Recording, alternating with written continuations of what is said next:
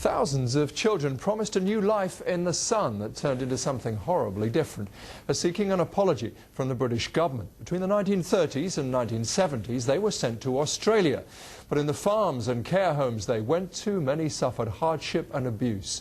Some tried to tell the British what was going on, but as the BBC's Sancha Berg reports, the warnings were ignored. Excited child migrants on their way to Australia. Over the last century, it's estimated 7,000 British children were sent across the world, the youngest just 2 years old. The policy was promoted as rescue, children from the slums sent to the sunshine of a new life. But the reality for many was cruelty, sexual and physical abuse, education for farm work and little else. Australia is planning to apologise, but it was Britain who sent them. Many migrants feel Britain should say sorry. It would show that they finally feel guilty about the fact that they deported us to Australia, and that's what they did. And they finally acknowledge the years and years of hardness and hardship that we've had to put up with because they deported us and then neglected us and deserted us.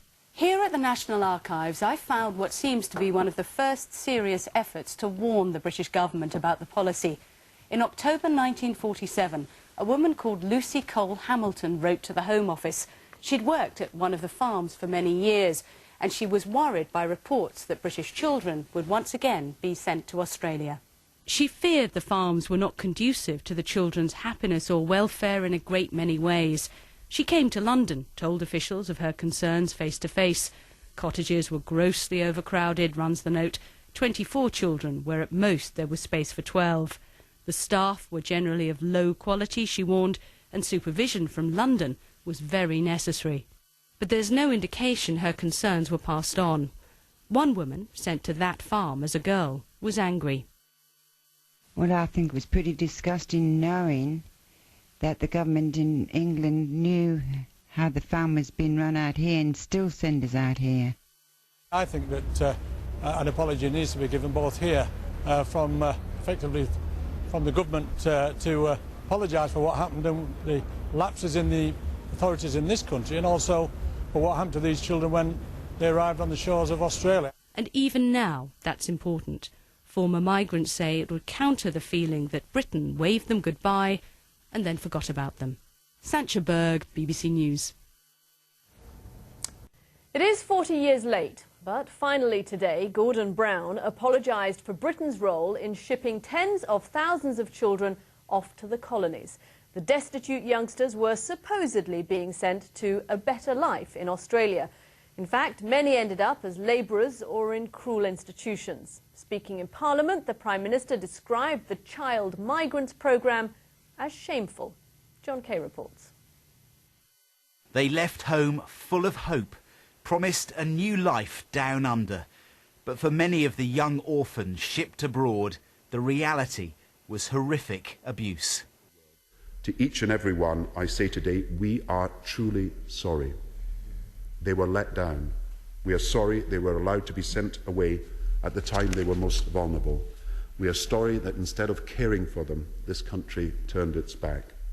Rex has waited 50 years to hear that. As a little boy, he was deported to Australia, away from everyone and everything he knew. Today, that one word from Gordon Brown made a big difference. I didn't expect him to be so sincere about it, but he was sincere, as the other members of Parliament were. I think my opinion's changed. I think I can accept the government's apology, which is good. You are heroes. Welcome home. You are with friends. We will support you all your lives. Around 50 members of the so-called lost generation were flown back to Britain for the apology. Among them, June Marie Reid, who claims she suffered years of abuse and harsh treatment when she arrived in Australia. She left Britain as a child and has returned today as a pensioner. She told me this has been an historic moment, but more can still be done. It's like a scar. It's dead inside you. And would compensation help you cope with that? Yeah, it could. It would be good. It really would. The Australian government has already apologised for its involvement in the child migrants programme. Today, Gordon Brown described it as a disgraceful episode in Britain's history, an ugly stain which would never be repeated. John Kay, BBC News. Sorry for those people, and it should have come a long, long time ago. Britain will formally apologise for its role in resettling thousands of children, mainly without their parents' consent, to Australia and Canada over the last century. Meanwhile, the Australian government is due to make a national apology on Monday to 500,000 children who were placed in foster homes and institutional care between the 1930s and 70s. Those children were promised a better life, but many later complained of physical and sexual abuse in care homes and on farms. Nick Bryant has this report from Canberra.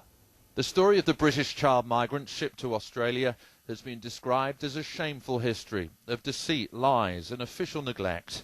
The children were commonly told they were orphans, only to find out decades later that their parents were still alive. Most were deported without the consent of their mothers and fathers. Sandra Anker was brought to Australia at the age of 6. Tricked into thinking she was embarking on a great adventure, she became a castaway of the British Empire. We've had a horrendous life. It took years and years of misery, of not knowing where we come from, who we were, being denied our birthright of being British. It's really, really been horrendous. At Parliament House in Canberra, the Australian government will say sorry to British child migrants on Monday morning, and that appears to have prompted a change of heart in London. On the eve of the Australian apology, Downing Street has indicated that Gordon Brown will say sorry as well, sometime in the new year after consulting with the victims. But they've already complained that he's been shamed into action by the Australians. It's a question we put to Britain's new High Commissioner in Canberra, Baroness Amos. I think we have all been shocked by this part of our history, and I think it's important that we're apologising now. It's over 20 years since the scandal was first uncovered, and over 7,000 British child migrants still live in Australia. For them, the planned apology is way overdue. Nick Bryant, BBC News, Canberra. Of abuse and neglect. Now there's a formal apology to 500,000 forgotten Australians. In other news this hour, the Australian Prime Minister Kevin Rudd has formally apologised to 500,000 people who suffered neglect or abuse as children in state care. Known as the Forgotten Australians, the children were put into institutions between the 1930s and 70s. Mr Rudd said Australia should look back in shame at the humiliations so many children endured, including thousands who were sent from Britain. Nick Bryant reports from Canberra. They were drawn to Canberra by the promise of a single word. Hundreds of forgotten Australians and former British child migrants, for whom the term abuse seems wholly inadequate in describing their early childhood experiences. Some 500,000 forgotten Australians were abused or neglected in children's homes from 1930 to 1970. And there are still some 7,000 surviving British child migrants who are victims of physical, psychological and often sexual mistreatment. Not of your own making. Kevin Rudd wanted to apologise for what he called the evil they suffered in orphanages and institutions, and for being brought to Australia, often without their parents' consent. We come together today to deal with an ugly chapter in our nation's history.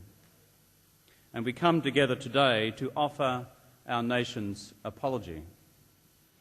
To say to you, the forgotten Australians, and those who were sent to our shores as children without their consent, that we are sorry.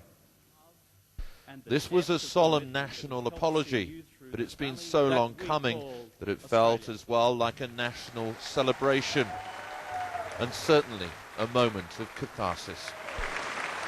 I think it was beautiful. It's about time, and we got it, yes. So it's going to make a difference for you? We'll get over it. It'll be hard, but we'll do it. Sorry. The government, yeah, they took us as children, put us into care. You know, they've got the decency enough to apologise to us now, but I do think it's up to the institutions to do it, not just the government. I can move on, but I can't. It's not closed. Nothing's ever closed. Pain and torment just stays with you forever, but it's a little bit easier as time goes on. The orphanage boy within me has come out. I feel relieved, and yeah, it's uplifting. Gordon Brown says he'll now deliver a long-awaited apology of his own after consulting with the victims. And following the ceremony at Parliament House, some 40 former child migrants visited the British High Commission in Canberra. One said it was like a lost tribe, finally returning home. Nick Bryant, BBC News, Canberra. Now to an apology which many would say is very long overdue.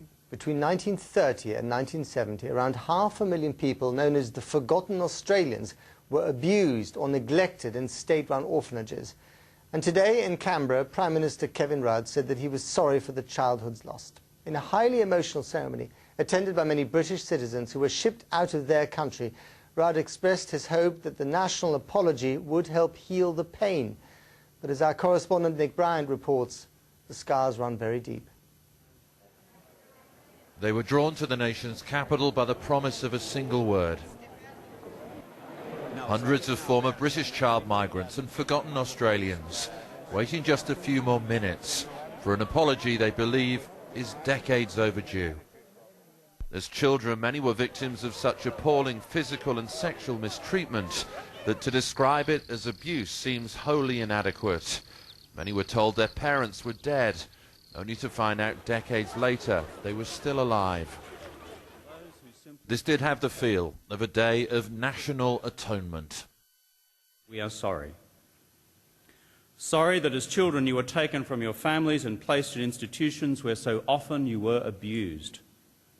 Sorry for the physical suffering, the emotional starvation, and the cold absence of love, of tenderness, of care.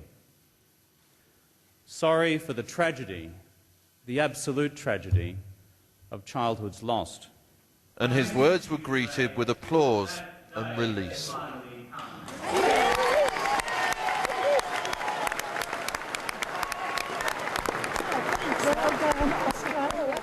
The policy lasted until the late 1960s. Care agencies worked with the government to send disadvantaged children to what was supposed to be a rosy future and supply what was deemed good white stock to a former colony.